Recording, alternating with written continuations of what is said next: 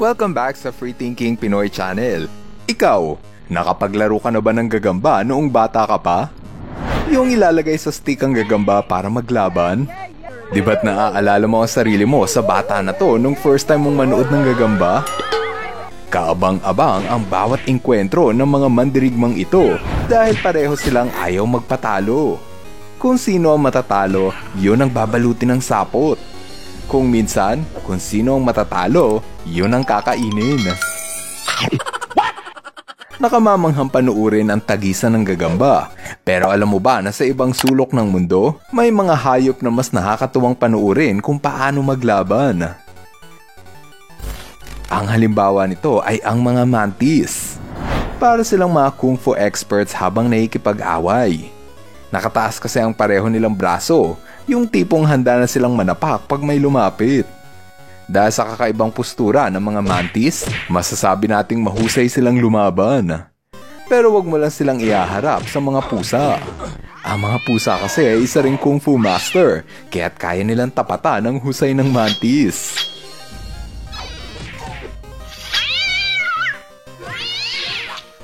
Maski manok, sisiw lang sa mantis.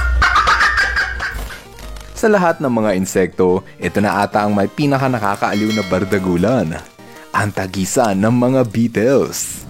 Meron silang sungay na kayang bumuhat sa kanilang kalaban at itapon palayo. O diba, ang astig. Sa mga hindi nakakaalam, ang mga beetles ang pinakamalakas na hayop sa mundo. Yun ay kung ang pagbabasihan ay ang sukat ng katawan.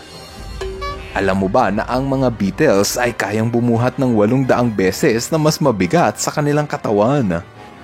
Katumbas ito sa tao na kayang bumuhat ng 48 tonelada ng bato. Kaya kung may kompetisyon ng palakasan, sila ang panalo. Kung dadako naman tayo sa tabing ilog, dito natin matutunghayan ang kakaibang sagupaan ng mga ibon. Sa tuwing naglalaban ng mga moorhen, nagsisipaan sila kahit sa gitna pa ng ilog.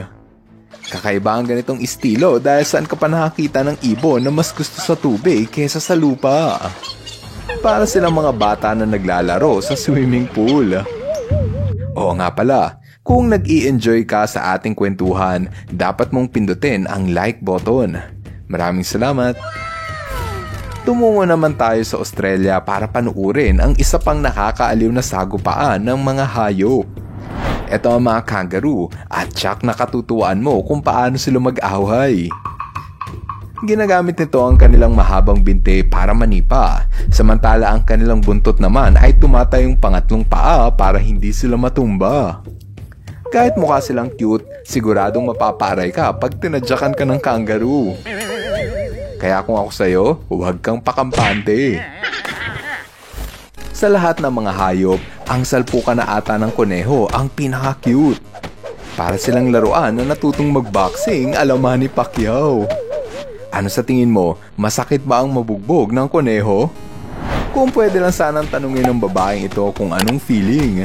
Sa tingin ko, para ka lang kinikiliti. Mula sa mga cute na kuneho, matutunghayan niyo naman kung paano magbanggaan ang dalawang halimaw na elephant seal. Hindi ito katulad ng mga kuneho na may 4 na paa, kaya sa halip na magsuntukan, pinag-uumpog nila ang kanilang heavy gut na taba. Ang isang elephant seal ay may timbang na 4,000 kilo, kaya siguradong mahipisat ang sinumang madadaganan ng hayop na to. Kahit nakakatakot ang elephant seal, medyo natatawa ako sa kanila. Para kasing katunog nito yung inidoro pag ako yung nakaupo. Katulad ng mga seal, ganito rin ang estilo ng mga ahas. Wala ring mga kamay at paa ang ahas, kaya ipinupulupot nila ang kanilang katawan at magsisimulang lingkisan ang bawat isa. Ang mga lalaking ahas ang madalas mag-away dahil nag-aagawan sila sa atensyon ng babae. Kung sino ang unang mapagod, yun ang matatalo. Dahan-dahan lang sa wrestling ha, at baka mabuhol kayo na parang lubid. Buti na lang at may mga paa ang bayawak, kaya imposibleng magkabuhol-buhol ang kanilang katawan. Kapag naglaban ng mga bayawak, para silang mga tao na naglalambingan. Okay lang sa kanila makipag-wrestling sa bakanting lote. Maaaktuhan mo rin silang nag-uumbagan sa tabi ng kalsada. Hanggang sa tabing dagat, mahigana pa rin silang mahipag-away. Parang mas romantic ata ang away ng dalawang to ah. Ano yan? Lover's quarrel? Sa lahat ng mandirigmang hayop, ang mga hairy frog na siguro ang pinakaastig. Tinawag itong hairy dahil sa meron itong balahibo sa bandang tagiliran. Ngunit hindi yan ang kabibiliban mo sa palakang ito. Sa tuwing nakikipag-away ang hairy frog, inilalabas nito ang matutulis nilang buto.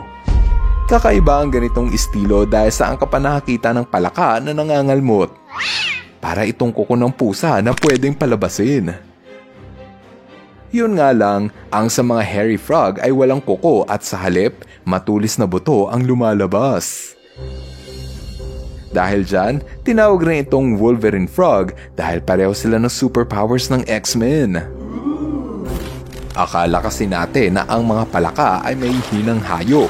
Pero kung tutuusin, pwede itong maging agresibo at mapanakit. Gaya ng bullfrog na ito na marunong may pag-wrestling sa tuwing nagagalit. Ginagamit nito ang malaki nilang katawan para banggain at daganan ng kalaban. Bukod pa dyan, meron din silang malaking bunganga para mangagat. Total, nasa palakihan na tayo ng bunganga, hindi magpapahuli dyan ang mga hippopotamus. Sa tuwing sila ay nag-aaway, ginagamit nito ang dambuhalang bunganga na may lapad na 4 na talampakan. Sa sobrang laki, pwede ka netong lapain kung hindi ka mag-iingat. Kakaiba ang labanan ng mga hippo dahil ginagamit nila ang kanilang bunganga bilang panakot. Kung sino ang may malaking bunganga, iyon ang mananalo. Aba, sino mag-aakala na maski ang mga isda ay gumagamit ng bunganga sa pakikipag-away? Gaya ng isdang cichlid na sa tuwing nakikipagtuos, akala mo nakikipaghalikan. Kapag mas malaki ang bunganga nung isa, pwedeng sumuko at umatras ang kalaban. Kaya kung malaki ang bunganga mo, bakit hindi mo yan gamitin para takutin mo ang kalaban? Iba naman ang taktika ng mga goby. Kesa umabot sa pisikalan, nagduduraan sila ng buhangin sa kampo ng kalaban. Ang iba ay cute kahit galit, habang ang iba naman ay nakakatakot. Kahit ano pa man ang napili nilang paraan ng depensa, hindi maitatanggi na napaka-amazing ng Animal Kingdom. Ngayon, andito na tayo sa ating shoutout portion. Hello kay Damian Remano, Maki Boy Marcos Adi De Leon, Earl Champ Zachary, Vince Ethan Galindo, Bryce Evian at Raver Davian Fabre. Happy birthday kay Rain Mac David Ravelo, Rolin Joyce at King Rafa B. Okot, at kay Nicole Daniel. Maraming salamat sa inyong panunod. Now see you guys in our next video. Bye-bye! FTP viewers, thank you so much sa panonood mo na aking video. Kung nagustuhan mo ang video na ito, subscribe na sa FTP channel. Don't forget to hit the bell button para updated ka sa mga bagong videos. Paalam!